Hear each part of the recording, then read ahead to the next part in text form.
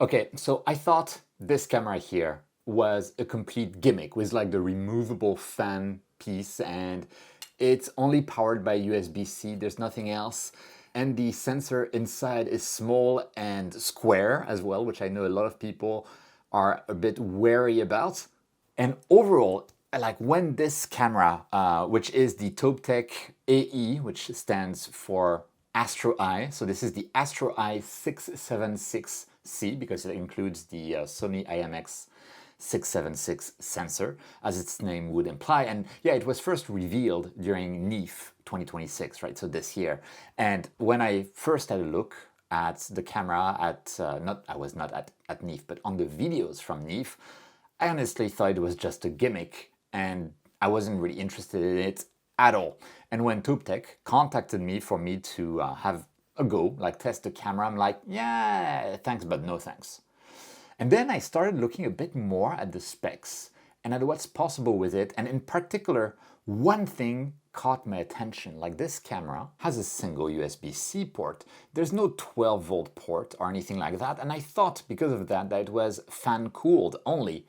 But no, it is actually electrically cooled. So it has a Peltier cooler in there and it's all powered from the USB port only, just like a smartphone, like active cooler type of thing. And it works even without the fan, in which case you have access to a 1/4 of an inch mount point here. So you could put that directly on a tripod, and that can be interesting, and I'll show you why in a moment.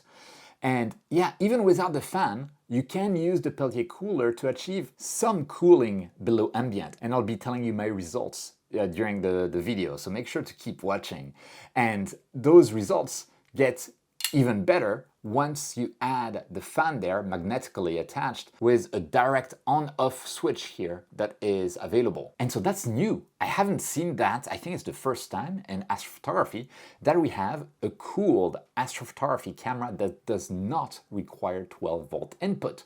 And therefore the cooling is much less expensive from a power perspective than a standard camera. Immediately I thought like, oh wow, because I remember the days when I was using star trackers, right? I only needed a mobile battery, like a standard small smartphone mobile battery. Something like this thing here, you know, the thing that you use to recharge your cell phone. And if you have a tracker that has internal batteries and you have a camera that you can actually cool from your computer or tiny Raspberry Pi or whatever, or just from the mobile battery, suddenly things become quite interesting, I thought. And also for beginners, like they don't need to care about 12 volts. I mean, these days it's a bit easier with the ASI Air, etc. But for me, when I first needed to use 12 volts, I was like, how the heck am I going to get 12 volts?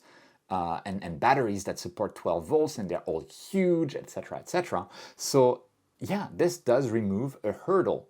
So yeah, that's why I started to get interested in this camera. And when I received it, and for now, to be completely frank, I have not used it under the star. I've done some read noise tests, I've done some cooling tests, but because there's been typhoons and there's the rainy season coming in Tokyo like very soon, I haven't had a clear night in ages. Actually, I had one, but I was down with a fever, so I wasn't able to use that clear night. But let's see what came in the package, because overall in the package, the main camera body with the fan, which is attached magnetically to the back of the camera. And by the way, it's a tiny bit finicky because I can do like something like twist it a little bit and then it stops spinning and then it will start spinning again. Like I have to like adjust it a little bit, but once it's spinning, it's fine, right? It's just I might need to like, oh yeah, oh there you go, you're spinning now, type of deal. And looking at again at the camera sensor, which is a color sensor, it has a surface area of 60 square millimeters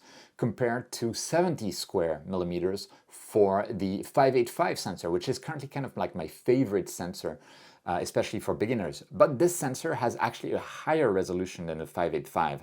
It has 12.5 megapixels resolution because it has smaller 2-micron pixels. So this camera, which is, by the way, so tiny, I don't know if you can see, but it's absolutely tiny compared to other cooled astrophotography cameras. But yeah, it's a good pairing with a small refractor or even a small camera lens, something like the SVBony SV535, 545, the Hope 60D, the upcoming, I think, 55D. They have like a Touptek also has, I think, a 50 millimeter something. The cheap small guide scopes from Touptek that can be autofocused. That kind of stuff, it can be a very good match thanks to the small pixel size. And then what else besides the camera is in the box? And that's where it becomes quite interesting to see actually. Because in the box, obviously we have a USB cable. This is USB-A to an angled here USB-C, so that you can connect the camera like this and the cable is just in line with the camera body. And by the way, it's there and it's not going anywhere, right? It's actually pretty solidly in place. I know there's a lot of people that have been over the years wary about USB-C on Astro cameras compared to the standard like printer type USB-B, I guess. I never know the name of those plugs.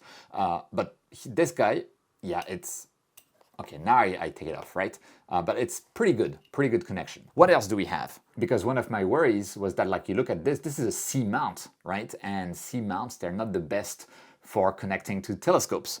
So they also have in the box this ring here, and you can actually unscrew the front adapter port, and now you can put M42 there. And here we are now with M42, and with M42 we have the usual 17.5 millimeters of back focus. So this is usable as is with your accessories with the right 55 millimeters of back focus easily achieved. One thing, by the way, and this is a small nitpick from me, but when you have this M42 female adapter there's no dust cap that comes with the camera. Only the C-ring dust cap comes on with the camera. It would be nice to have both when you have a camera capable of both options out of the box, right? A small detail, but it always annoys me when that happens. The camera also comes with a barrel extender on the C-mount, so this is 1.25 inch, very standard. So there you go, it can be used directly in place of an eyepiece, for instance. So that's pretty standard, not surprising, but it's there, out of the box, which is nice. And then for some small fun stuff, you remember how a while back I made a video about how you can capture the Milky Way from super light polluted areas like here in Tokyo using the power of near infrared? Well, this particular sensor, the 676 sensor, is super sensitive to near infrared. So what Touptek did is that they provided both an all-sky camera lens, and here we are with the camera lens, and then they also provided the filter, the near infrared filter for Milky Way imaging. I can put it on top, I can just slide it on top and then tighten the screw there to have now a Milky Way imaging platform, and I can put it directly on a tripod like I did during my video when I was imaging the Milky Way by removing the fan, and then I have access to the 1/4 of an inch adapter here at the back. You can use it purely like that and it will work out fine. And the sensor itself is not that tiny, right? It's relatively, for a tiny sensor like this, it's on the large end, like at 7.7 millimeters side, and it's square, right? So it's good for an all-sky camera. So there we go, we have quite a few accessories there, which means that the camera is presented by Touptek as a multi-purpose camera. So now we know this is a cooled astrophotography camera. Currently, like the cheapest ones on the market are above $500 US. The Touptek 585 camera, for instance, is $580 US. So how much does this cost as a cooled astrophotography camera that does not cool as well? And again, we'll look at that in a moment, but it does not cool as well as a real 12-volt cooled astrophotography camera. How much would that cost as a camera that can do out-of-the-box Milky Way imaging from large light-polluted cities, that can do deep sky astrophotography with the fan on and the cooling turned on, and that can do also planetary photography using like video. I'll go into the frame rates in a moment as well for planetary. Basically like this lightweight, tiny, jack of all trades type of camera. How much do you think that would cost? Well, the answer is $370 US, or actually $369 US, which honestly, for a beginner cooled astrophotography camera, that's pretty nice. I think it's a great idea to have such a friendly, tiny, small, portable, light package available. And that's where I'm like, okay, maybe this thing is not so much of a gimmick, right? So let's look a bit more at the specs themselves to see whether that's really the case. Okay, so here I am on the Touptek website when we can see all of the specs for the camera, and you can see that exactly as I was looking at it, like, yeah, it can be used for multiple purposes, and that's how they present it. So we have the 7.7 times 7.7 millimeters sensor. So this is not a large sensor. It is not tiny either. So I compared it to the IMX585, which, if you know me, you know it's one of my favorite, probably the favorite sensor that I have on the market. And that guy is 11.2 times 6.3. And when I computed one, like the smaller one, so this guy here is 60 millimeters, 60 square millimeters, whereas the IMX585 is 70.5 square millimeters. So the difference is not that huge, right?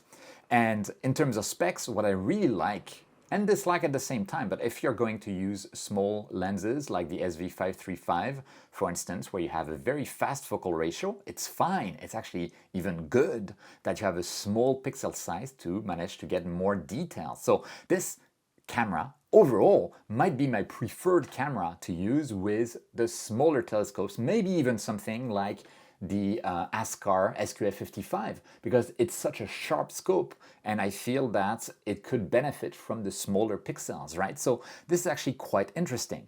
Okay, the resolution and the size also tells us it's a square sensor, which is very reminiscent of something like the IMX533, except the IMX533 is noticeably larger, but interesting. And I personally like square sensors because then I need to care about framing much less. But I know a lot of people don't like square sensors, so that's kind of like a matter of personal preference. We have 12 bits, the usual stuff, same as the 585. Dynamic range is okay. FPS, 31 FPS, it's for a specific situation. I'll show you in a moment as well. And then, you know, we have the full well. It's not a lot, but it's good enough, to be honest. The dynamic range is good enough as well. Read noise is tiny, as we expect. The good stuff, right? It's decent. Overall, it's good. And the data that I'm like the least happy about is the quantum efficiency, which when you get smaller pixels, in addition to the handicap that you get by getting those smaller pixels, so you have fewer photons falling on each of the pixels per unit of time, typically because of the way the pixels are physically constructed, you also lose quantum efficiency. Quantum efficiency is the probability that a photon that falls on your pixel gets actually translated into an electron. So 83% of the time it will be properly registered, and 17% of the time it just will be completely ignored and not counted, which is a wasted photon basically. Whereas the 585 has a peak of 91%, right? So this is, let's say, one of the drawbacks of this particular sensor, but it's much better than like the older 071C camera, for instance, from ZW, that had a 50% quantum efficiency. So, you know, it's still not bad per se. It's not as good as the 585. It is what it is. And talking about quantum efficiency, with like the curves there, it's very interesting. It gives us something that tells us that the camera is pretty good in red, it's pretty good in green, less good in blue, just like other cameras. If we go to the 585 camera and we look at the same curves, we see something very similar.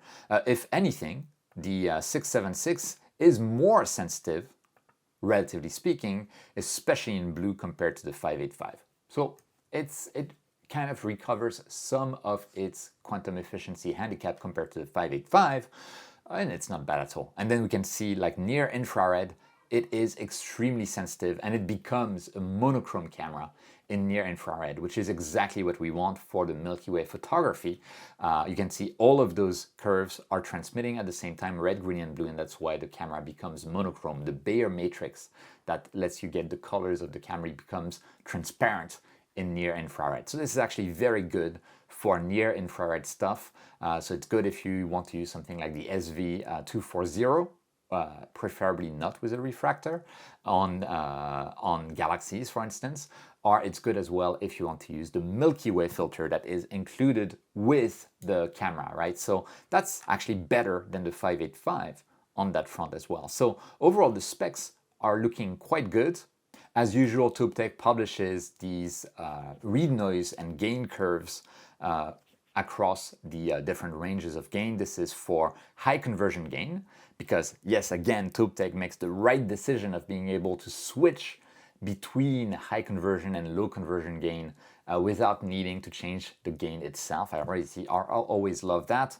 And the low conversion gain, we can look at it here. These are perfectly good figures. I typically use my cameras for deep sky in high conversion gain, where the read noise is absolutely tiny. I would probably just be using it at this gain here, which is gain 100, which corresponds to roughly 0.6 electron per ADU.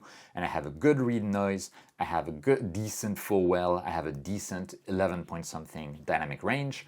And let's look at the results that I had when I actually tested those figures myself using SharpCap. So this is what I have for the high conversion gain. By the way, before I go into the details, remember that this kind of video takes a lot of time. So if you can leave a like, leave a comment, let me know what you think about this camera. It really helps me out. Watching out till the end actually helps me the most. And of course, if you want to help even more and you're planning on buying anything from Touptek, like this tiny little camera there, or Agena, High Point Scientific, Amazon, etc., if you do so after clicking one of the links that I have down in the description, it will help me out at no cost to you. If you want to become a VIP member of the channel, make these videos possible in general, well, you can join my Patreon. The link is down in the description, or my channel as a member. It's the join button next to the subscribe button. And you guys, you're my VIPs. You're the people making all of this adventure possible. Thank you so much for your support. Okay, back to the specs.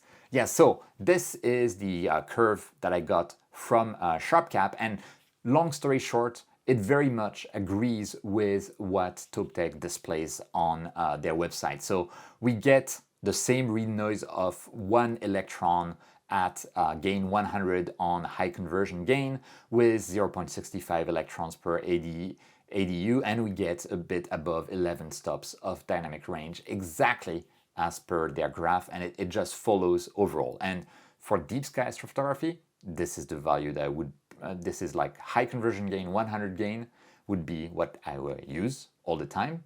If we look at low conversion gain, we have again things that agree with the chart, with a higher read noise at gain 100, 2.83 electrons per ADU, and a slightly larger dynamic range than with the high conversion gain.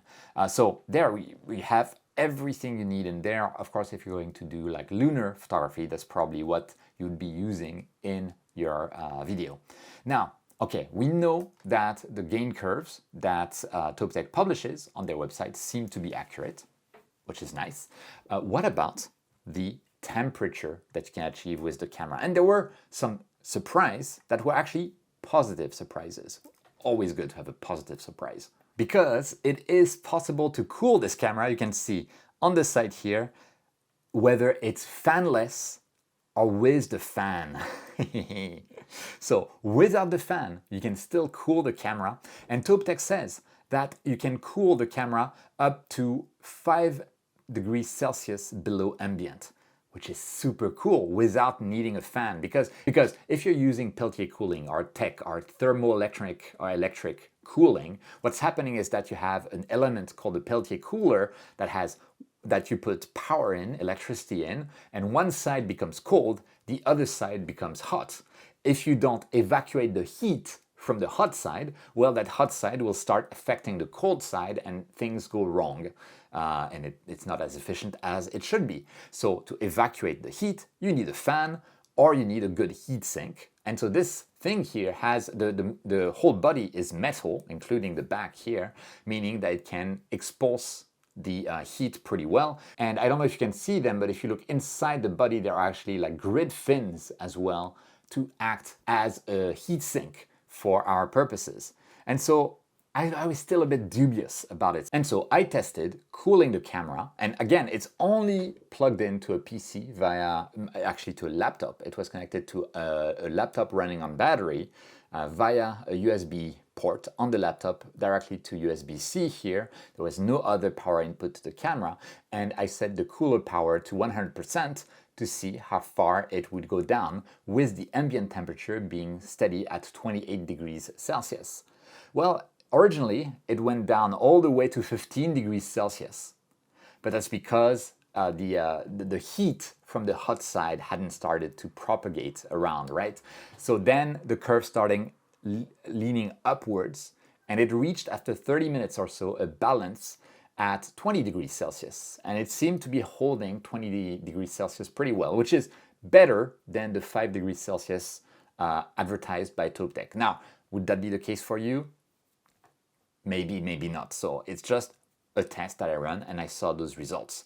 Now, another interesting result is that when I tried it outside during the night, so no sun to heat up the camera, with wind, because I have a rooftop balcony and that balcony tends to be quite windy, well, it achieved 15 degrees below ambient without needing any fan, right? At cooler power 100%. Probably something you want to avoid, but that means that even without running the fan, you can set a target temperature, and so it's easy to take your dark frames, your flat frames, your bias frames at that set temperature as well, even though it does not have a fan. Now with the fan installed, there we go, the fan is installed and running, in the room with 28 degrees Celsius ambient temperature, I was able to achieve, 6.3 degrees Celsius, like at 100% cooler power. So we had roughly 21.7 degrees delta compared to the advertised 20 degrees below ambient. So slightly better than advertised, but you would not be running your cooler power at 100% all the time with any cooled camera, because then you don't have a room to take into account temperature fluctuations. And one of the big advantages of a cooled camera is to cool to a set point, set temperature, so that you can then reproduce that temperature later on for your calibration frames, for instance. So you wouldn't want to run at 100%. So I think a good target for this camera in general, when you're using the fan, would be to go like 15 degrees below ambient, and then you have some room for temperature changes during the night. And honestly, I was quite impressed by how well the cooling worked, both without and with the fan. So yeah, pretty cool actually. The more I was testing it inside, and again, I haven't been able to use it under the stars yet, but the more I've been testing it, like to prepare for this initial video, the more I kind of like want to use it. This thing is pretty cool. Although, you know, I'm in Japan, I like small kawaii things. So this thing is small and kawaii, so it goes to my heart very quickly. So I'm biased, right? Remember that. Now for planetary, of course, what's very important is frame rates, whether it's for planetary, for solar, or for lunar photography. It's not my domain of expertise, but I know some of that. And on their website, they have, they basically say that they have both the standard full resolution at 12.5 megapixels, but also a hardware binning to 2x2, which would make the frame rate much higher. So that's pretty cool, especially for a CMOS sensor. I don't know how they did that, but for now, I haven't been able to test that hardware binning because I wasn't sure how to actually enable it. There's software binning as usual, but I couldn't make the hardware binning work in Touptek's own application called Toupsky.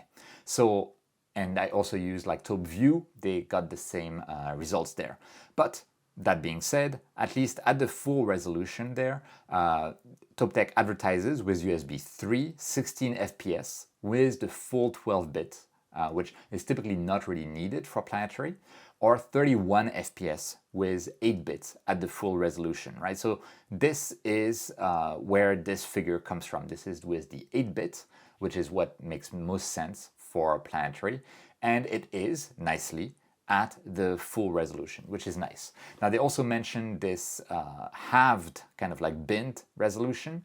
Again, I haven't been able to reach that. Maybe I'm just missing something at this stage. So for instance, if you look at this screen, this is Touptek's own application. I made sure to have the latest DLL for the drivers.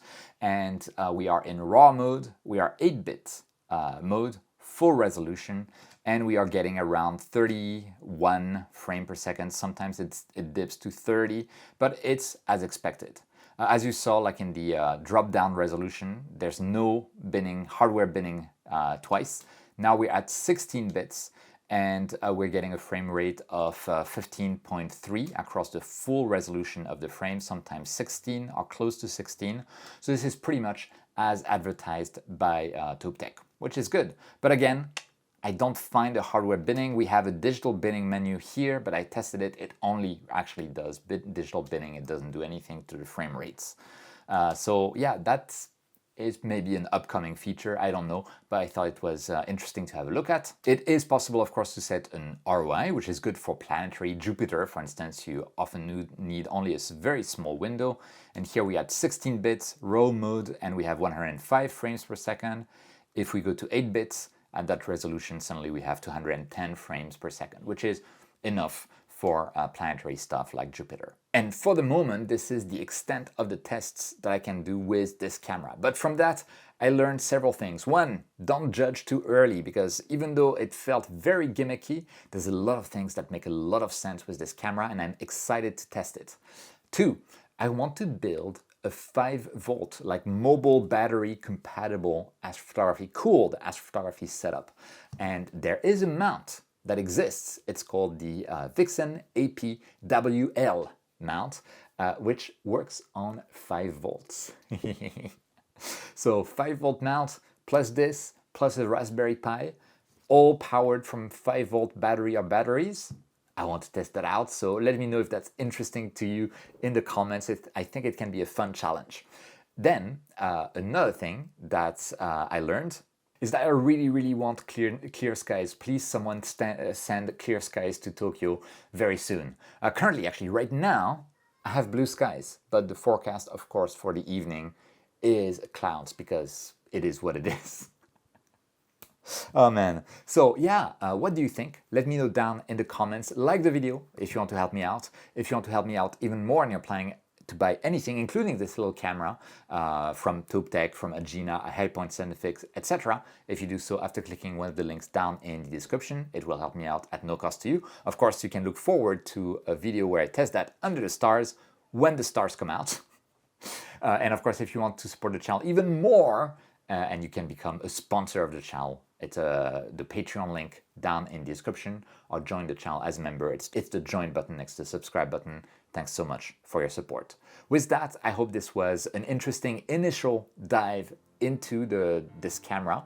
Thank you so much for watching. Don't forget, whenever you can, to look up at the stars, and I'll see you next time.